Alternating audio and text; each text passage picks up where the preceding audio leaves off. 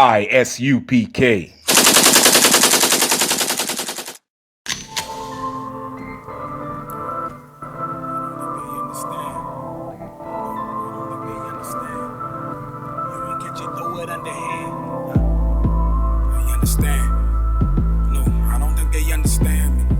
If you ain't catch it, throw it underhand. I don't think they understand me. I done put my life on the line and I see. I don't think they understand me. No. Look me in my eyes, you can tell I'm a G. I know they don't understand me. No. I do it for my fam that's behind me, my team. And I hope you understand me. I ain't have a dollar, all I had was a dream. So I'ma make them understand me. If it wasn't for, the Christian church, if it wasn't for your religious leaders, if it wasn't for your politicians, a lot of these things we will understand. Right. But because we understand that y'all don't know, that's the reason we're out here. Right. We out here teaching you everything your Christian pastor won't tell you. Right. Your imam won't tell you. Right. Anybody who's so-called religious and trying to bring you closer to God, we're out here saying everything they don't want to talk about. That's right. They like to keep you blind and in the dark. They like to keep you, with the wool over your eyes. Right. They start with the images. Tell you that Jesus Christ was a white boy. Right. Why? Because that makes it hard for you to, not accept and not want to join white people when they go and do something wrong to you. Right. A brother just 2 days ago in Washington, D.C. was just shot and killed from the police, by the police, while he was running from the police. And it's crazy to say that because we was, dealing with George Floyd not too long ago. Right.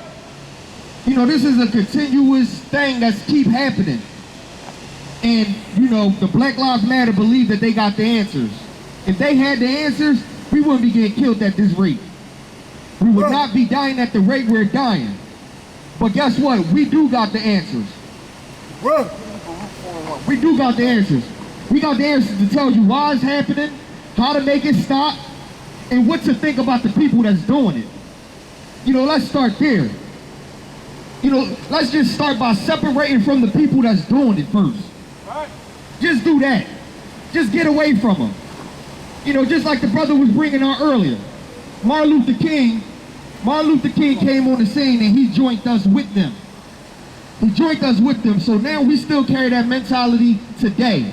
We go out, riot and loot, and still get beat over the head, and we just accept it. Right. The brother in Washington, D.C. that just got murdered by the police, I'm starting to see black people already trying to justify it. They just laying over and they just taking it, man. But we going out here, and we ain't out here just talking. Right. We out here, giving you a solution. That's right. So read what you got. This is the book of Baruch, chapter 4 and verse 1. This is the book of the commandments of God. This is the book of the commandments of God. Read. And the law that endureth forever. And the law that endureth forever. This is the book. What is the book that they talking about? The Bible. Right. The Bible is the book of the commandments of God. Right. And the law in the Bible endures forever. Read it one more time from the top. This is the book of the commandments of God, and the law that endureth forever. Now, why is that important? Why is it important to know that this is the book of the commandments of God and the law endure forever?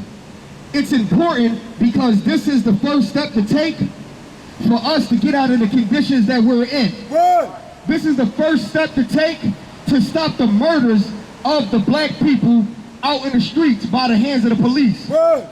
The police, they sit there and they want to pretend that they fear for their life when it's already made up in their mind what they're going to do. Right. But guess what? We can get it to the point where if a police officer even think about pulling a gun on you to murder you, he's going to drop dead right there. That's right. He's going to drop dead right there before he pull that trigger. If any white man or so-called oppressor, or if any so-called white man or oppressor think about harming you, they're going to drop dead right there. Right. But it's a way, we can get that to happen. And it's to understand this. Read it one more time. This is the book of the commandments of God, and the law that endureth forever. Now, understanding these commandments and the law that endure forever, meaning the law is going to be around forever. Forever the law is going to be around. Read. All they that keep it shall come to life. All they that keep it shall come to life. That goes on to my point when I was saying, man, a police officer pull a gun on you and think he's about to murder you unjustly, he's going to drop dead. Right. Why? Because you keeping the law. Right. When you keeping the law, you come to life. Right. Nothing can harm you when you keeping the law. That's right. The Most High is going to protect you, man. He's going to protect you from the the Christian church. Right. He's going to protect you from your presidents. Right. Everyone, he's going to protect you. Everyone who got, you plan on just hurting you. Right. The Most High is going to protect you from it. Right. Especially with this election. Damn right. Because we so caught up into, hating Donald Trump that we just going to run out and vote for Joe Biden.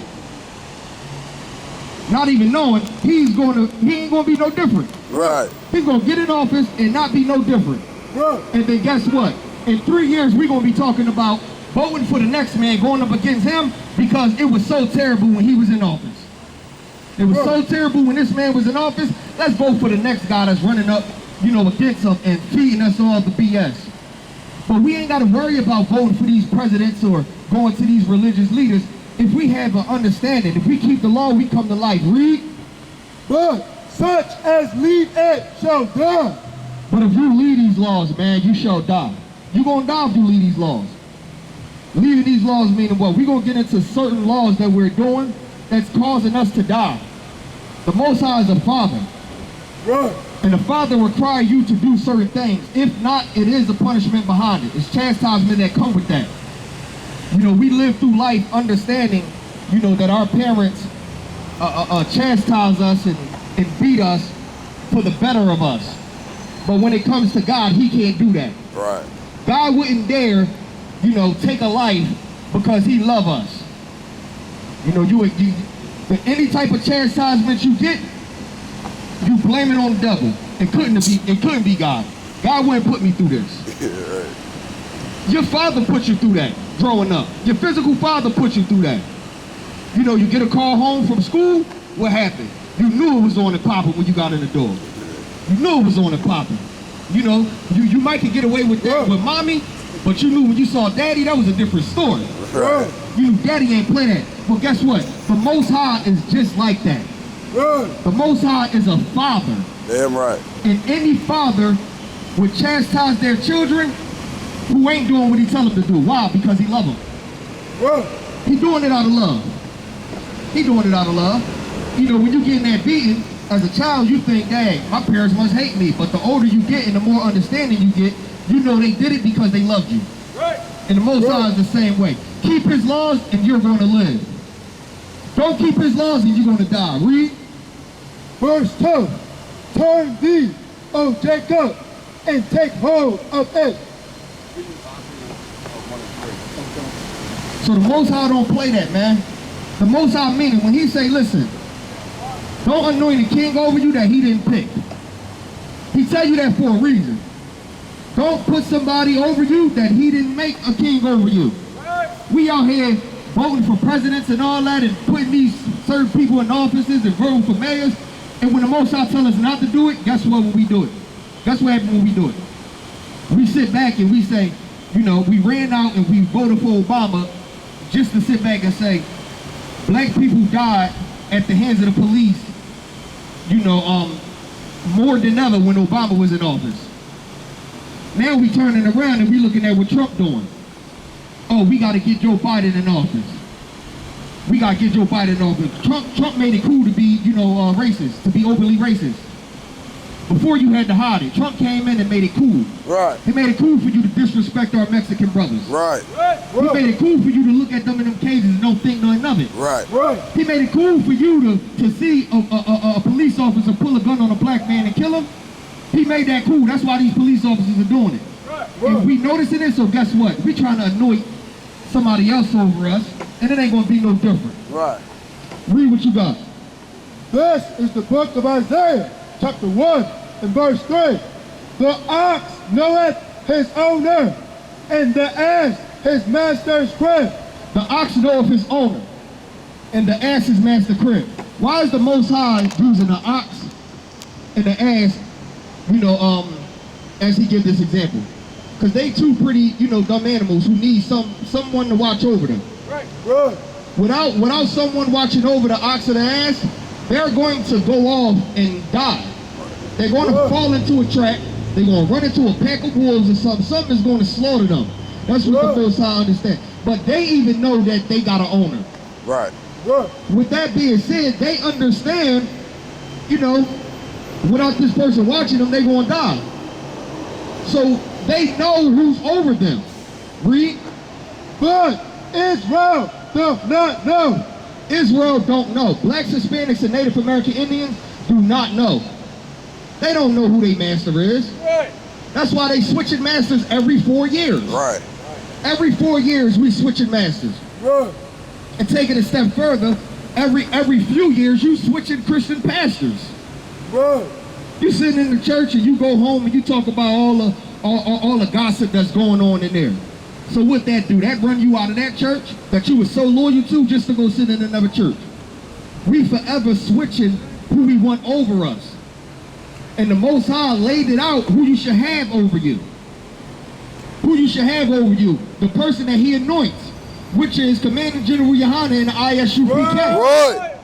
And the more you don't understand that, the more you're going to be switching masters. Read. But people do not consider. Y'all don't even consider.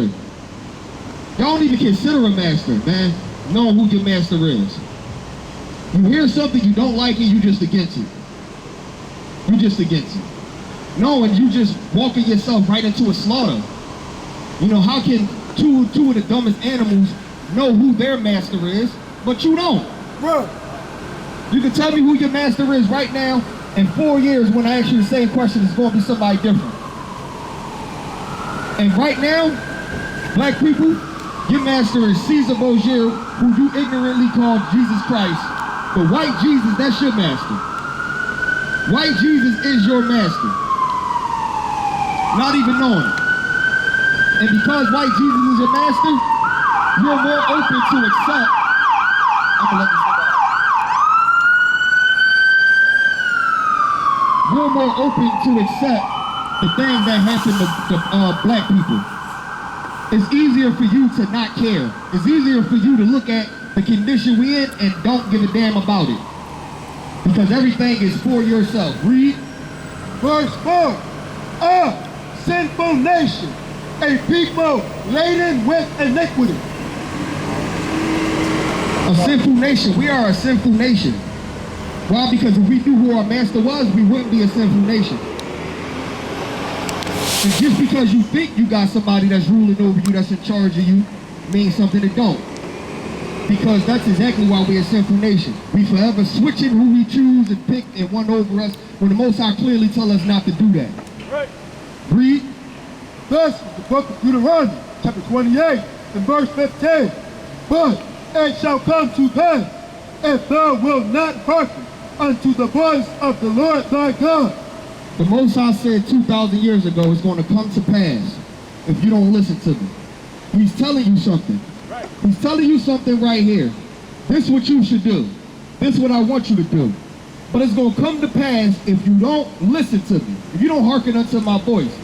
Meaning what? While you out there not listening to what I told you to do, eventually, this is what's going to happen. Read. To observe, to do all his commandments. He wants you to observe and do all his commandments. If you don't, it's going to come to pass. Read. And his statutes, which I command thee this day, that all these curses shall come upon thee. The Most High is telling you right here. There's certain things he wants you to do, and he don't want you to do. If you don't listen to him, it's going to come to pass that all these curses are going to overtake thee. Certain things is going to happen to where as though we're going to consistently find ourselves in a situation asking, why is it like this? You know, why are we living like this? It's sad when you got little 3 and 4-year-old babies, you know, scared for their father to leave the house because they know what the police is doing. Right. You know, before, not too long ago, growing up, the kids would see the police and want to be a police officer. What you want to be when you grow up? Some of them would say a police officer. Now, the police get behind the car, the 3-year-old is in the back seat scared to death. Right. A goddamn baby is back there scared to death. Why? Because they can even see what's going on. They can see the killing that they doing. That they know there's a good chance my daddy leave his house, my dad might not come back. Seen a video where this little 4-year-old gave her dad $1. He said, "What you giving me this $1 for?" She said, "Because while you out, if you get pulled over by the police, you can buy them some ice cream. And hopefully they will let you come home and not kill you." This is what a 4-year-old told her father. Which is sad, man. Read. And overtake thee. All these curses are going to come upon thee and overtake thee. These curses is going to get you. It's going to overtake you. Read. Verse 16. Cursed shalt thou be in the city. Cursed shalt thou be in the city. Are we not cursed in the city? Just pick a city. Any city. Are blacks, Hispanics, and Native Americans not cursed? Right. Are they not cursed? When you can see a video of a white man cursing out a police officer, walking away, telling the police officer he's going to kill him, yelling at him, telling him to get away from his car, and nothing happened, versus seeing a brother who just opened his car door, get shot 7 times in the back, and not be able to walk again? Is that not cursed? There's plenty of videos you can see white people doing the same thing as black people and look at the outcome. Very different. Very different. They could chase the police around with machetes. You know, they can open carry. They can ball a ticket up, throw it back at them. You know, there's a bunch of things they can do. Spit at them. Right. But let a black man even want to run for his life, he's dying for even running. Because you was scared. You was scared. White man don't even got to run. He going to sit there and curse you the hell out. And still live. And beat the case. But let a black man get pulled over and reach for a license that you asked him to give you. Right. He's going to die for it. Why? Because we cursed in the city. We cursed in the city because these Christian pastors, the religious leaders, are leading you wrong. They are a big reason why we are cursed in these cities. Read what you got. Thus, book of Matthew, chapter 5, and verse 17. Think not that I am come to destroy the law. Christ said, think not that he come to destroy the law. This is what Christ said. Meaning what? Don't think he came to tell you not to keep the law. Right. That's not what he did. He didn't come to say, okay, you don't have to do that. You don't have to do that. So Christ is telling you, don't think that he come to destroy the law. Read. Or the prophets. I don't think that I come to destroy the prophets. Why? Because the prophets before him was the ones that was coming to tell you the law. Right. He ain't coming to tell you not to follow Moses and not to do what Jeremiah and Ezekiel and them said. He ain't come to do away with the, you know, the laws of Moses. That's not what Christ did. So when he come to speak to you, don't think he's telling you not to listen to the prophets or not to do the law. Read. I am not come to destroy. Christ is telling you, look, I'm not coming to destroy. I'm not coming to destroy. Destroy what? The law of the prophets. So do not think that. Read. But to fulfill. He came to fulfill. He came to show you how to keep it. He came to show you how you can get a second chance. That's what Christ came to do. Right. Christ came to show, listen, I'm not doing away with the law. I'm not doing away with the prophets. But what I came to show you is how you keep the law and follow those prophets, what they said. Right. That's what